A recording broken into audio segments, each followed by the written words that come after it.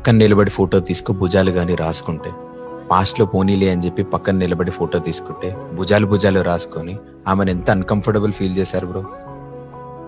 సర్లే భుజం పైన చెయ్యేసి తీసుకో, చేతులు తిన్నగా ఉండకపోతే.